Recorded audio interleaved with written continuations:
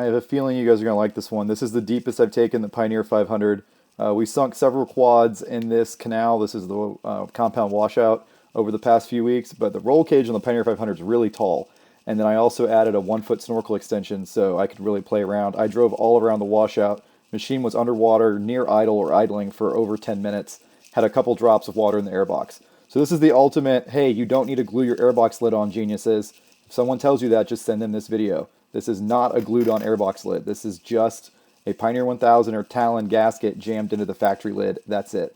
My front and rear diffs were milky. They need new seals, but I'm going to change them a few times. It'll be fine. Engine oil was nice and clean, and I don't really think I did any damage to the machine. Well, no immediate damage by doing this. The screen is still working with my waterproof mod, so I'm pretty happy with the performance. On four-wheelers, they be breaking. Dude, that's the deep. That's where Chase disappeared. Holy shit. They go down level then. Right there. Yeah, that's deep right there. Like it's nothing.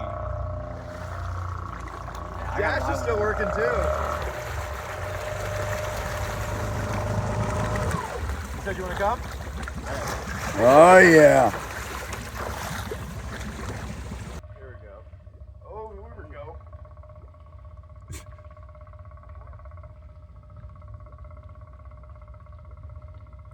I gotta keep my toe on the throttle, but it's so far down there. Oh yeah, it's. I should point out the seats floated off themselves, and that actually helped it sink to the bottom a lot better. And then taking the cooler off helped the back end sink. It was actually floating a little idling. bit. I'm not even getting any throttle right now. I do have 5 psi on these tires. If it went down to 0, it'd probably be even better. That's the axle binding. Swimming.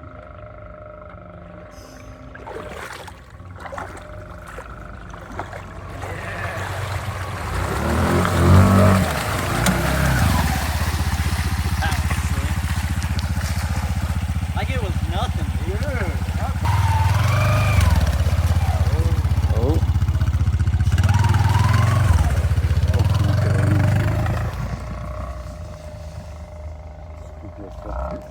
Oh!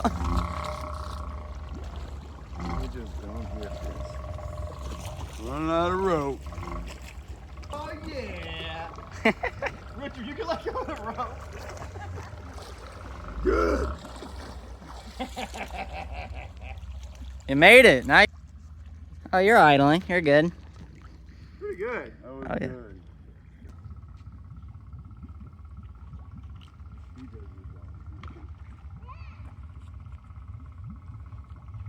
Oh, you're good. Yeah, you're good. I smell some gear oil. Rear diff, no doubt. Yeah. I'm sitting on this side because this axle isn't broken, so it performs a lot better with my fat ass over here. Alright, that wasn't deep enough. He said that wasn't deep enough. So yeah, all I've done to make this thing idle underwater is crank up the idle a little bit, and it's a machine. It idles better underwater than just about anything else I've ever had. It's weird how these 500s, some idle better than others. I need to put a throttle that's higher up though, because I could barely keep my big toe on the throttle to keep it moving forward, because the roll cage is pretty high and that pedal's way down in there, so I was actually struggling to reach the gas pedal. You gotta sit in the middle for optimal weight distribution. Man, where's Jay at? He would love this. Yeah. I don't have the airbox lid glued on here or anything, so this is like, I put a Talon 1000 airbox gasket. It's a little fatter.